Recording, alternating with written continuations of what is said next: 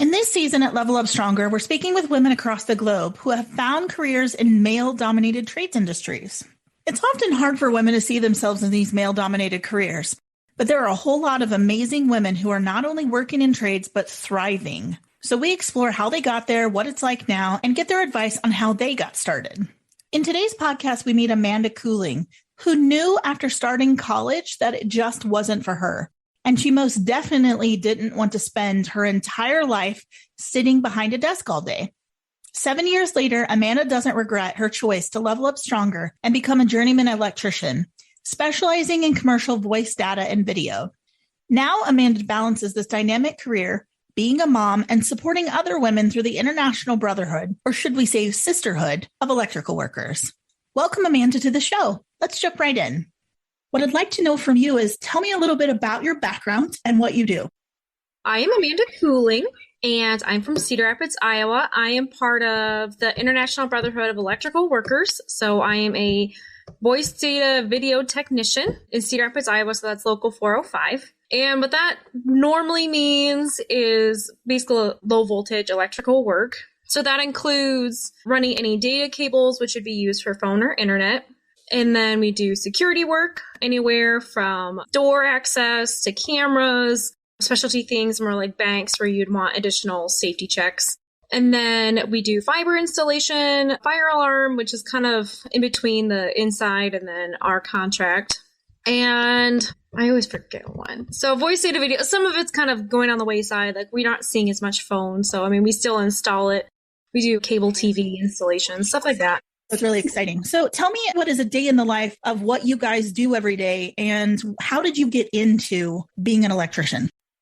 It's rather interesting because I actually went to college, like most kids I knew, and I started in psychology, and then I was like, okay, this is not for me. I don't want to go to school for 8 years.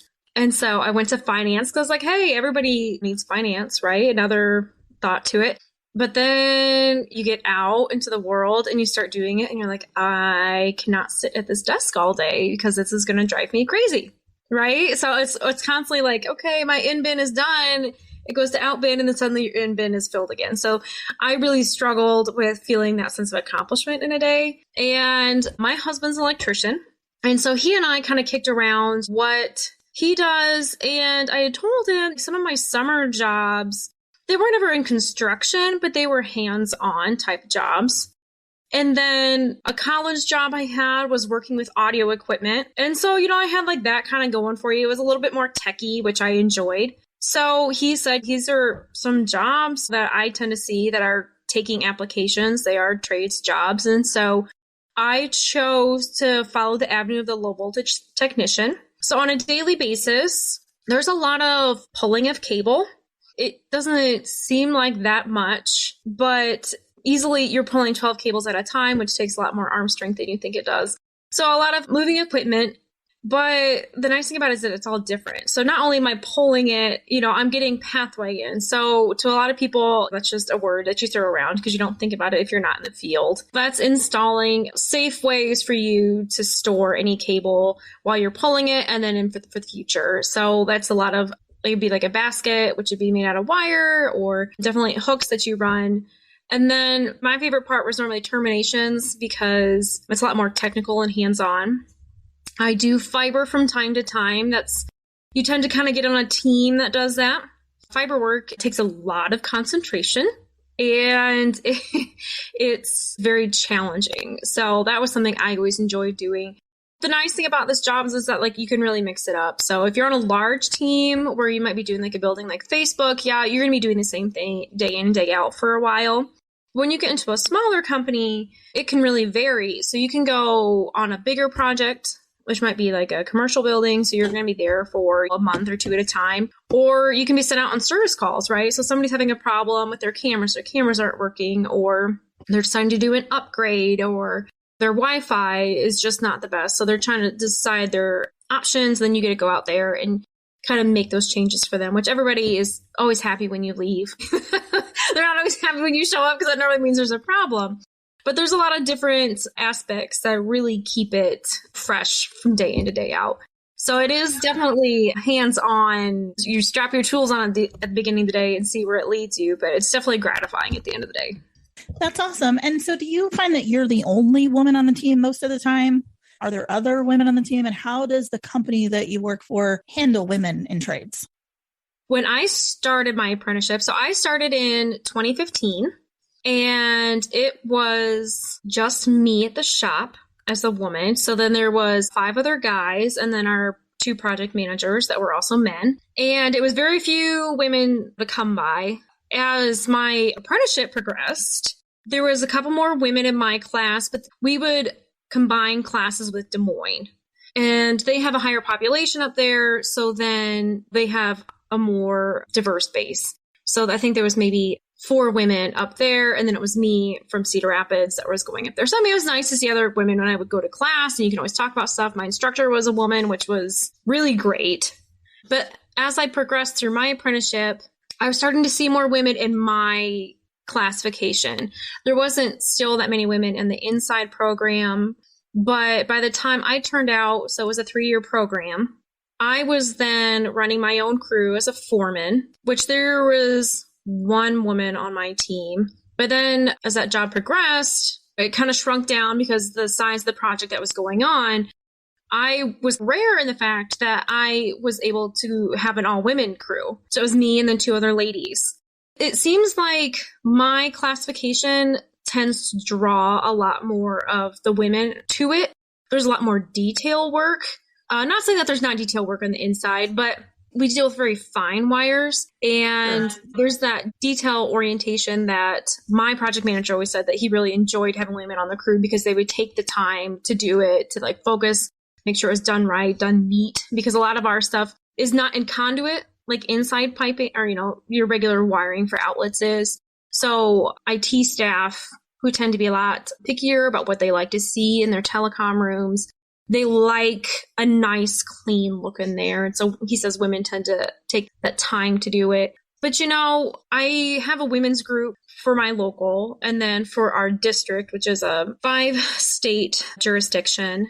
And then I also work with a women's group within the state of Iowa for all trades. And, we're all kind of fighting this battle of like trying to get women into it.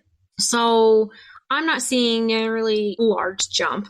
But I am seeing more women asking questions, which is always a favorable thing. And then by the time I stepped out for COVID, it was the fact of who made less money in the house. And that was me, which I was happy that that's the conversation we were able to have. But I stayed home with the kids for a while until we figured out what was going on. But I am seeing more women on average on the construction sites, which is always exciting. Yeah, no, that's absolutely refreshing to see that you're starting to see more women who are taking part. And I am as well. It's still nowhere near the numbers that it really should be. I mean, we're less than 5-10% in some industries, depending on which one it is. So that's sad. So as part of the union, is the union supporting women or is it still the good old boys club?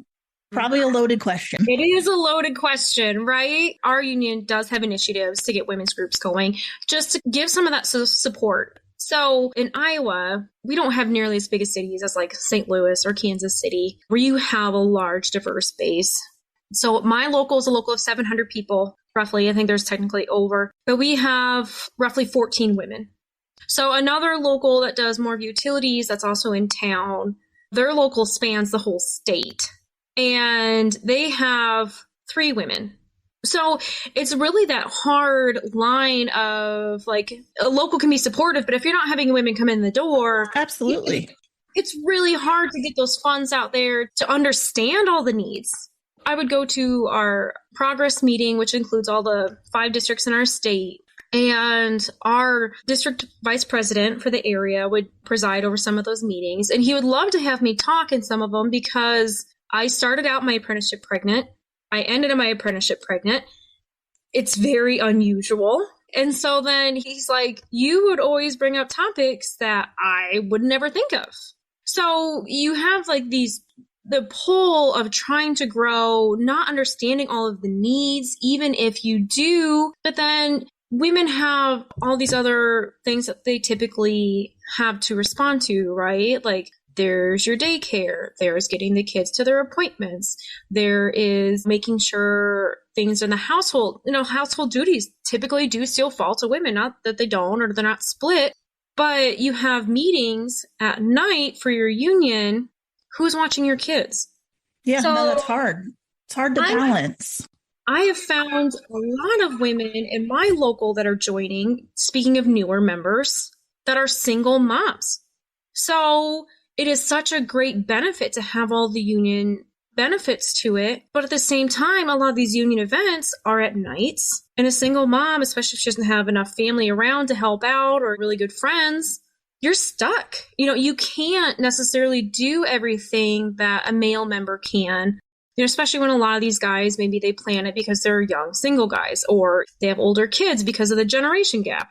So there's definitely initiatives going on. I've been hearing more specifically IBEW locals starting to get maternity leave into their contract, which is really hard. That is really awesome. That's really awesome that they're doing that. Whenever we go to an IBEW convention of some sort, whether it's a women's convention or just in general, we have to acknowledge that our union isn't just electrical workers.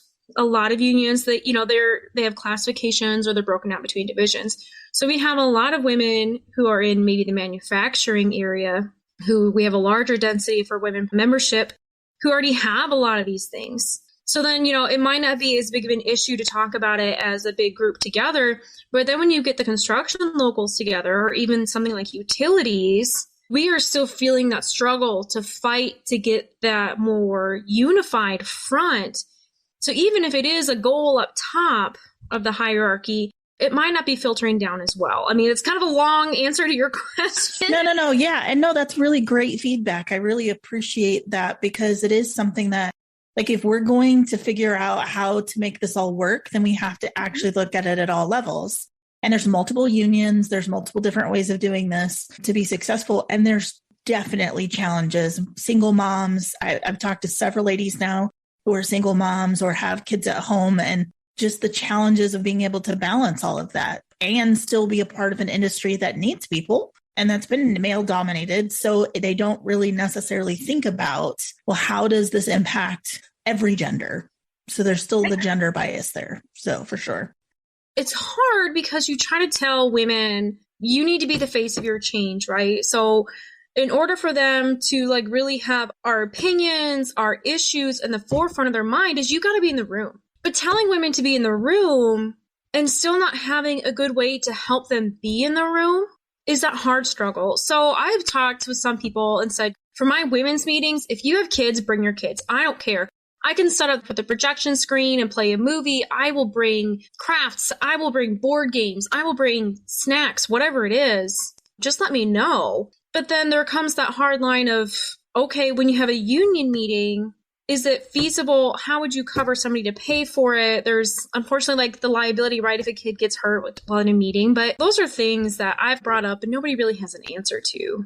If there's some way to start reaching out and saying okay, we want a woman to be on our e-board. We want a woman to be the recording secretary, but she needs her undivided attention at that meeting. What can we do to help put something together? Yeah, I don't see why they couldn't, if they're going to hold the meetings in the evenings, and maybe there are even single dads. I mean, we need to take that into consideration too, that need a place to park the kid for an hour while you're in your meeting or however long it lasts. So should daycare of some sort of the kids can watch a movie, which would be ideal. So I think that if we're going to do better, we have to start coming up with alternative solutions to do better. And you're right. If women want to be part of the change, they're going to have to be at the forefront and sit at the table. And so that's a very important part of this. What would you say is your recommendation for any women going and deciding they want to be an electrician? What would be your recommendation? How do they get started? What's the process? Should they go to school? Where do they start? So I started very green. So I totally sympathize with anybody that is really nervous, apprehensive, doesn't know where to start. We have our union, which is once we are graduated from our schooling, we go and get our jobs from there. But a lot of people don't know that each of our trades have a training school directly. So ours is in town, it's the Cedar Rapids Electrical Joint, JATC is the abbreviation. It's a school that's put together with a joint cooperation between our contractors, who say that, yes, we will hire union labor and then our union hall. So we jointly put money in together to fund the books, the schooling, and all of that sort of stuff for the students that'll come up. I've done talks with like high schoolers who aren't sure if this is what they want to do. I really encourage, if you're looking to see if you like working with your hands, look through your local community paper, because lots of times you'll find classes being taught, even if it's simple as around here, like Lowe's will do specials for, like build a birdhouse, build a shelf, build something where it helps you kind of figure out if you like working with your hands. Otherwise, a lot of women I've known started with Habitat for Humanity, because that gives you another taste. You kind of get to work with some people, because they'll have some people who are seasoned out building houses. So they'll help you kind of get the hang of things. Of sometimes it's as basic as learning the tool names, right? Oh, absolutely. It's so intimidating, especially, like behind me, those are lineman's pliers. If somebody tells you like, oh, go grab some pliers, you wouldn't believe how many pliers are in the aisles at your home store, right? Absolutely. Even sometimes they look the same. Like, these are needle nose pliers. Well, which size needle nose pliers? Some of the most basic things can be very intimidating. So definitely look in your community, see if there's small events like that. Definitely check out your home stores, sometimes craft stores. They're really trying to help women get more hands-on. That's a really good way to basic start. Otherwise, sometimes you'll have, especially, it's more high schooler geared, but they'll have trade fairs, right? You're starting to see more of those. But if you go into any of these schools, pipe fitters, whether it's the tinners, which would be HVAC, I know there's a woman who's very active around here who's in the painters union. So she's talked about, but they do things like drywall and they do texture spraying and all sorts of stuff. You walk into any of those places and they'll give you a tour of their labs. If you tell them this is something that you might be interested in, they're more than willing to help you. So if you go on their websites, they're going to want you to be at least 18, a GED or graduation certificate from high school. It sounds kind of funny, but I was told a lot of places actually prefer you to be really green for the fact of then they know that they're going to train you. They're going to train you right. So they know that you're not going to be unsafe or you don't have unsafe practices learned. Something like that. When it comes time for summer's a perfect time to get some of these entry-level jobs. So you can get some experience. This is, if maybe you're in college, you're not working over the summer or you're not taking classes over the summer, it would be a really great time for you to say, maybe if I don't want to do college, is this something that's for me? It's a perfect time because you normally get plenty of hours because, especially here in the Midwest, we try crunching in as much as we can in that summertime because once it starts getting cooler, nobody wants to be outside. I know some people who have done like night courses at a college because around here we have Kirkwood College and they do like welding classes. They do have electrical classes. You can get kind of your feet wet for a smaller amount of money than if you were to throw yourself fully into it, where you still might be able to keep your day job. So does the union then pay for the schooling? Because, college right now is super expensive, right? And most people, rather than having to go to college and spend $40,000 to $60,000+ for a college degree that you may or may not use once you get out, right? Going into the trades is definitely something you can use and start making decent money right away, right? It's a very good question because a lot of people don't know. I knew because of my husband. He went through the apprenticeship as well. So what it is a work your way through program. What I had to do, which varies between local to local, is you pay for your books. For people who didn't go to college, it was still hard to bite, right? You got to bite the bullet and you pay the books. They'll allow you to do it in segments because $600 to $800 can still be a lot. But you don't pay for your schooling. All that they ask is you complete your course. That varies. So my program was 3 years for the low voltage. Our residential program, I believe, is a 2-year program.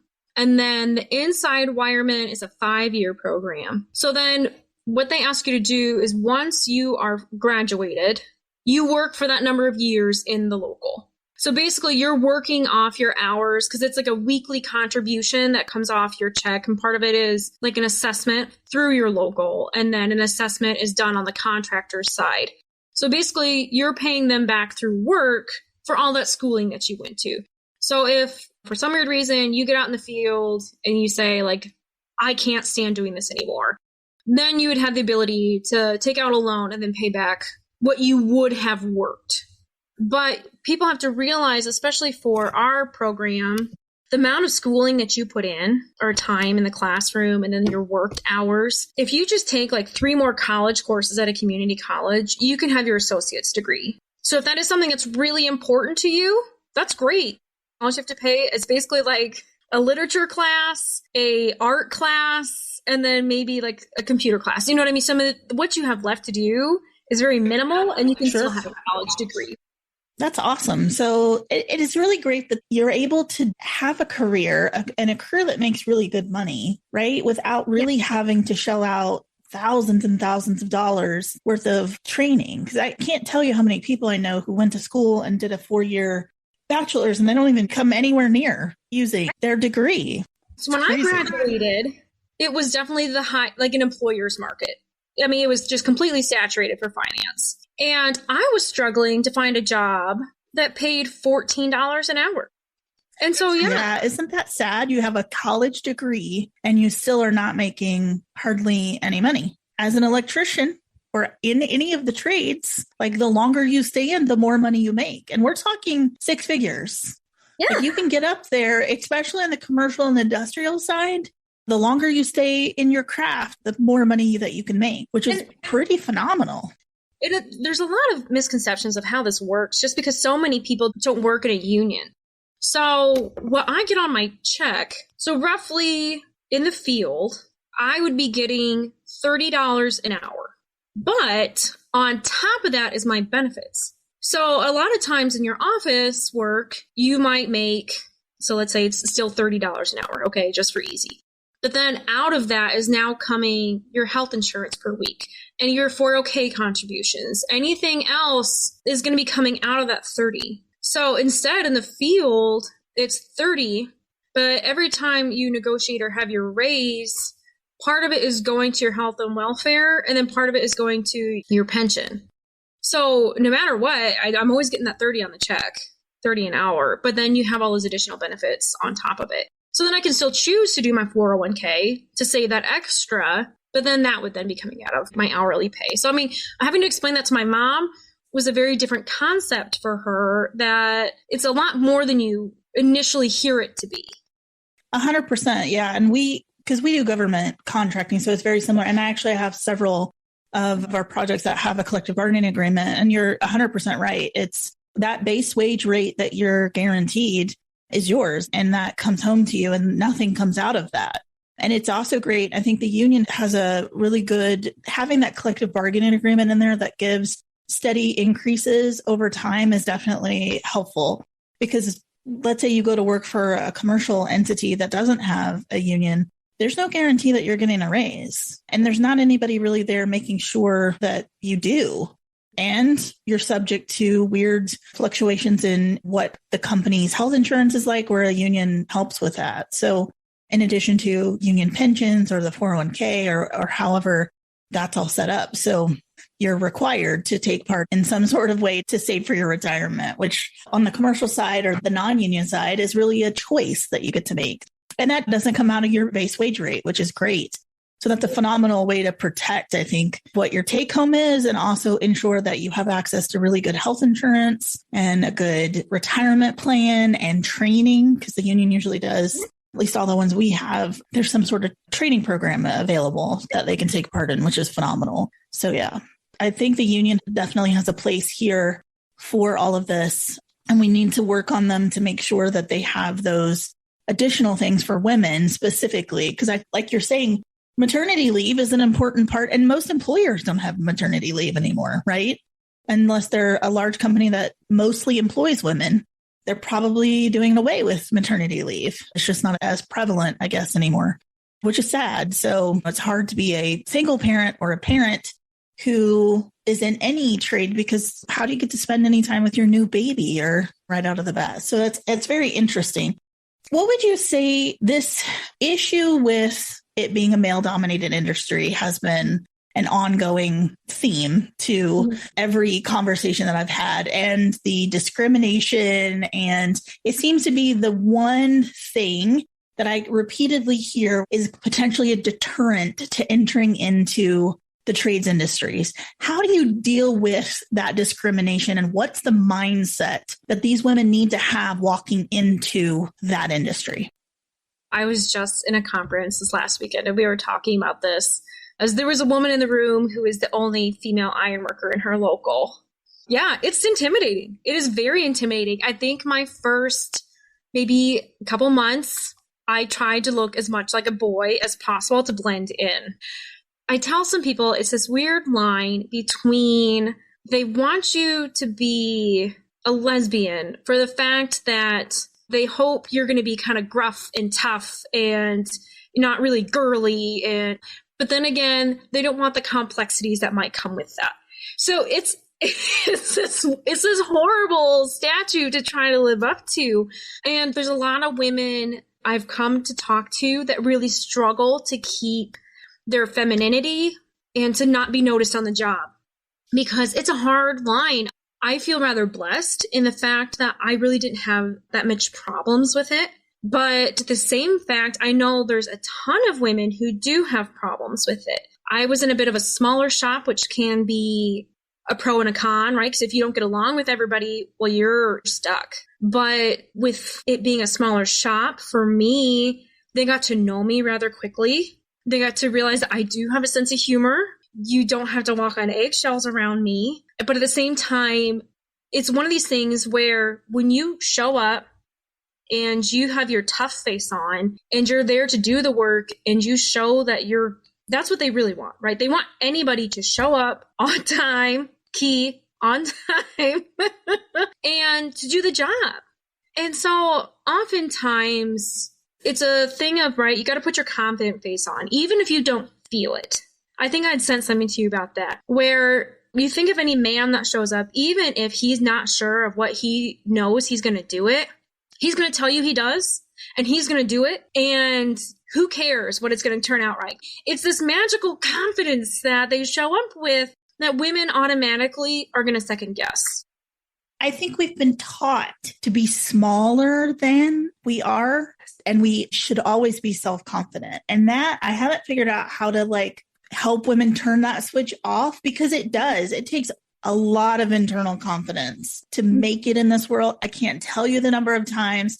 I'm actually at the point where I hope you underestimate me when we come and sit down at the table together, because I'm going to run circles around you, because that means you're dumb. You know what I mean? Like, if you're already underestimating me just because I'm a woman, I got this in the bag. But I've sat across the table with men who have literally looked me in the face and said, I hope you fail. You know what I mean? I just in that, if I didn't have good confidence in my own capabilities, in that I don't care if I don't know how to do it, I'm going to figure it out. And I'm not going to let you see me figuring it out.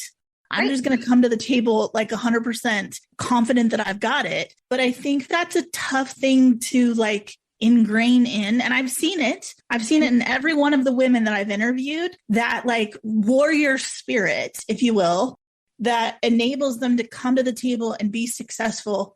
And I haven't figured out, how do we teach the next generation of girls to be that, and to not let the things that are said. I mean, you have to have a little bit thicker skin. There's always going to be the body humor, and you're working with men. Right. The F word is apparently penis jokes are exactly. Yeah. Exactly. So I think you kind of have to be willing to just look past some of that, because it is what it is. But it's really interesting, I think, that where does that mindset come from? How do you teach the ladies, the girls that are in high school now who are too afraid to be in shop class with a bunch of guys? How do we teach them that? Right. That's really hard. And I've talked to some ladies who were kind of like me. My dad didn't hide tools from me, but he would normally by default pick my brother, Trevor, come on, he's the oldest. He's another guy. They know what they're going to do, and they're just going to go out and do it. Right. So part of that confidence to me comes in the fact of do some research. There is nothing wrong with watching how-to videos. because they're going to explain to you the steps of something before you get it, or you're going to start getting familiarized with tools. It's not a problem to go to that hardware store and look at the aisle of tools. And if somebody comes to ask you, like, do you need help? Well, as a matter of fact, I do. I need you to explain me the difference of these, right? Because so many times somebody might throw something at you like, okay, go get me channel locks. And then one, might not know what they look like. Two, they might have a really smart ass response. Or three, you're going to get an exasperated sigh, right? So sometimes like your basic rundown of what your tools are, right? Sometimes it's stopping somebody to say like, hey, I don't understand that jargon yet. I had somebody tell me to write something down, and for the longest time, I felt stupid bringing a piece of paper, or I laugh and say construction paper because it is a cardboard box piece that you tear off because you can always find cardboard. So I always call it my construction paper and write stuff down. I always felt too self-conscious about it. But there's nothing worse than angering someone because they told you got back to the gang box or you got back to the cart and you forgot, right? So then you have to come back, and that is now more time wasted. And if somebody's already annoyed, that's just going to feed the fire. So to me, do a little research. There's books out there. You can go to the hardware store and pick up, like if you're looking for carpentry, right? You're going to open the front and it's going to tell you what tools you need. And sometimes just having the right tools and being ready and having an idea of what they should be called is going to help with that confidence, because nobody likes to go in and not know anything. Part of it is also feeling confident in what you're wearing. For women, it is so hard to find construction stuff that fits. Even being with a union company who has a safety department, they come to your site, they want to say like, hey, do you have all your safety equipment? And I say, well, I do, but the vest that you gave so-and-so doesn't fit. Do you have a smaller size? And they'll tell you the smallest size they have is a large, but it's a men's large. Okay, some of these ladies are definitely not men's large size. And so when you have those issues of like your safety stuff is not fitting, you have every right to contact your project manager or contact the safety and say like, hey, can you please ship it to my site? Or if it's urgent, or even if you're not at a union company, so they're not supplying you all your safety stuff, you can go into your supply houses and they have sales counters and they can help you. When I was running my crew, I said, okay, ladies, I'm sick and tired of this. Get in the van. We're going for a drive. And so we would drive there and you step up to the counter. I said, okay, I need stuff that fits these ladies. What do you have? No, yeah, for sure. And it's unfortunate. I am starting to see more products being made specifically for women today than before, but you are 100% right. I've been on like search. You search long and wide for something because we have boobs and hips and smaller hands. That's my most annoyed part is getting gloves that the fingers are half an inch too long or, ginormous and falling off of you. Yeah.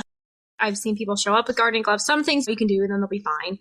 But to get some of the extra safety requirements, yeah. So some of these women's groups that you can try to join are really helpful. I think there's one that's called Handy Women is really great because it's women doing projects mostly at their house. And so some of these pages that you can get on and you can find, and unfortunately some of it's networking.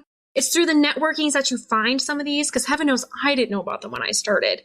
But that's how you get to find some of these resources. So I mean, like that's something I really like to do. In my women's groups, I post like, hey, Dungarees is having a factory second sale because these women are having the investment up front of like having to find tools, having to find shoes, safety boots that don't clunk around. They're doing factory seconds, so they're discounted women's pants that should hold up longer. For me, my comfort zone was bib overalls. Some women I know wear women's pants. More power to you.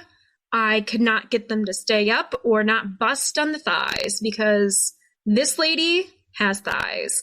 So I like to tell people like, okay, I wear bib overalls and I can wear leggings underneath them. Like they're super comfortable. But you know what? No one can see up my shirt, which when you're on a ladder and someone comes to ask you a question, it crosses my mind. You weren't going to see my butt crack. pants weren't falling down because they were supported by my shoulders. And I didn't always have to wear my tool belt, so it could keep me a little bit more even throughout the hips. Because I know some people, their tool belts just get so heavy that it hurts the hips. Those are some tips that I like to recommend to people to do to maybe try to get more confidence into going. But some of it is you fake it till you make it. Yeah. And I think I always looked at Home Depot as a giant art supply store. Like that was how I always approached Home Depot, is just like, it's always been just a giant art supply store for me. Like what else, what can I create with Home Depot? All of those raw materials and carpentry. I've done carpentry for years, but it's super fun. I think if you stop looking at as something that's intimidating and start looking at, like you said, go out, search the web, you can find everything you could possibly need on YouTube. Mm-hmm. There are people who teach entire HVAC courses and electrical courses on YouTube. Yeah. And so that for me is phenomenal. Like anytime I don't know how to do something, there's always someone that's smarter than me who has already figured out a way to film it and put it on the internet. And so I think that's a phenomenal way to at least get your fingers into something and see if you're interested in it before you take a trip somewhere and start like on a career path that you're not sure if it's for you or not. But yeah, right. For sure. So what would be your recommendation for any listener or any women or even young people out there today? Like, what would be your recommendation as far as how has trades been rewarding to you, and what's the trajectory long-term for people in trades, basically? The funny thing about trades that I never really realized is how many paths it can take you. I have women concerned about, okay, well, if I'm going to have kids and if I can't stay in the field while they're really small, what's the point in me doing this just to stop? Or, what if you tear your shoulder and, what are you going to do because you need that for your job? Well, the trajectory of a tradesperson can go so many different directions. It's definitely something, if you don't like to sit still, it's for you. If you like to constantly be learning something, it's for you. As technologies improve, and especially as we're heading to like efficiency, right? Efficiency is touching every part of trades. It might be touching it differently or faster, but there's always something to learn. There's always something to learn from somebody else. Especially as you get to these bigger cities, you might start on commercial, that you might go to industrial, or you might get sent to a building that's been there for decades, for centuries. And there's always something new to be learning. And to me, it puts your mind to the test. I didn't realize, I don't want to look down on anybody who does construction, but you don't think of how much processing and problem solving that needs to be done on a daily basis. But as you look at where it can go, there's so many ways. Whether you're a union member, you can go, right? So for me, as a union member, I have the option to either rise in the ranks within my company.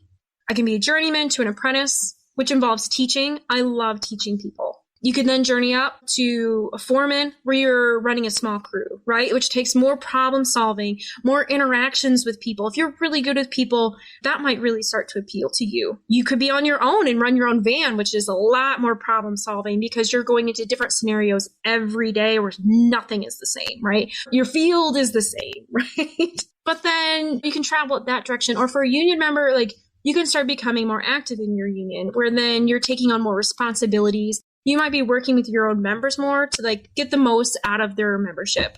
Or within the international structure, they start to, watch who their leaders are and say, hey, you're really good at this. We might want you in this position. Or do you want to be on a board? To me, being on a board is really gratifying because you can be in the process of making an event. You can be making that change to create the diversity. You can be giving your suggestions because you see that that's what's impacting in the field. But if something were to happen for you that maybe you can't continue working with your hands, there are so many avenues that you can go down that would not be directly related. So, there's sales positions, right? Anything that you use in the field has a company that sells it. And there's nothing that they like more than somebody who's used their product. And then you can go into project design. For me, I had made the jump. I had an awesome opportunity to work in an engineering office to make the blueprints, to make the specs, to help set the standards for a job. You can go into home inspection. Your possibilities are just so much bigger than just strapping tools on every day. And so even if possibly, you do this for a while and you think man, if I have to smell paint for one more day, I'm going to lose my mind. Guess what? There's other options for you. Or there's learning opportunities that can maybe enhance your opportunities for what you do. There's different ways that you can expand your trade that it shouldn't just be thought of as somebody who doesn't have any options. No, because it's really a gateway to doing more stuff. I mean, I started out in the field and worked my way up to a junior project manager, then a project manager, then a vice president, division man. I created an entire division and then became the COO. So, I mean, like you just keep working your way up. And I can't imagine at this point going back and doing the field work, but I do occasionally get my hands dirty still. Like I'll go out and spend time with our, at one of our job sites with our staff. And so you're 100% right. Bless everyone who decides to stay in and continue to, but it's physically demanding, right? So over time, the physical demands of all of that, and sometimes you are ready for that change or that next step up in responsibility. So, and I have found that I learned more by actually doing the job than I ever did sitting in a classroom or going to college. Yes. Right. And how to run a company. And because I had that experience of starting at the bottom and working my way up, I have a better appreciation for what my staff are going through, which yes. I think ultimately makes me a better leader. So, I mean, there is that rather than just landing as somebody who has not had that experience and not really understanding, I feel like those people are kind of disconnected from what their staff is going through on the daily. So that's I think a very good point to make that is definitely something that as a potential, you don't have to just stay in pulling cable and things like that. There is a gradual progression up the chain. It's hugely rewarding to see the progress that you've made over the years, which I think is pretty phenomenal. So any last words for the listeners on why they should go into the electrical trade? It's definitely something that'll keep you on your toes. If you're still in school, this is why you do fractions. There's so many reasons why you should, especially for women. I can't imagine sitting in an office anymore. There's so much camaraderie that comes with it. Of course, there's going to be days that are like really tough and tiring and you're going to come home and just collapse and not want to wake up for the next day. But it's been some of the most fun jobs I have ever had because of all the different interactions, all the different people you get to meet, all the scenarios, all of the cool technology that you get to see, and sometimes some of the history that you get to see too. It's definitely an option for anybody. And the sweat, I think, makes it so much more worth it at the end of the day. And especially when you're rewarded nicely with your paycheck, that definitely you appreciate it at the end of the day. But if you do decide to get in, don't let that paycheck fool you. Sometimes there is a lag in work, especially if it's cold. So make sure you talk to people who help you financially, right? To make sure we get paid more because you understand it is seasonal work. You got to make sure you do money management and plan for those rainy days because they're going to come. Hopefully they're few and far between by the way that the industry looks to be going. Hopefully they're few, but make sure you plan accordingly. There's too many people that live right up to their budget, right? And then when those layoffs come, they feel the pressure. Well, and the layoffs are often because a project comes to an end or something of that nature, and there's a lag time, you're correct, between one project and the next, if it's a construction project or something like that. So definitely, and you're right, there's usually a gap, and then you get picked back up on another project. So that's something definitely to take into consideration. And often there's unemployment and things like that will cover those gaps, but definitely be financially conscious in all things that you do, regardless of what industry you're in, for sure. Well, I really appreciate, Amanda, you spending the time with me today to get this podcast out. I mean, the goal is always to encourage women to go into the industry, and until they can see themselves in the industry, I think it's going to be difficult. And so that's where I'm really trying to bridge that gap by helping women see and hear other women's stories that they are actually succeeding and thriving in these industries. And so that's, I think, super important. Balancing being a mom and having a career is challenging, no matter what industry you work in.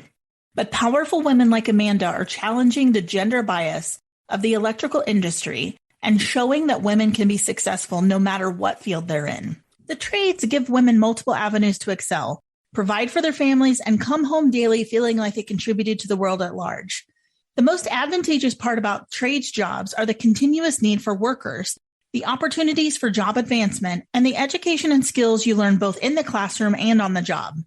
Oh, and did I mention that electrician is one of the top 10 recession-proof jobs? Despite the gender disparity, women can and do thrive in these industries. Amanda and others sharing their stories help us to see that if it's something that you're passionate about, take the leap. At Level Up Stronger, we're striving to help women improve their lives, provide for their families, and build a career. And what a better place than the trades where women can be recognized for their amazing skills, their expertise, their courage, and the craftsmanship. We encourage all women to consider these industries, talk to women in the field like Amanda, and get their perspective on how rewarding this experience has been. This has been another episode of Level Up Stronger. Join us next time for more Life of Women in Trades and discover how you too can level up stronger in your life.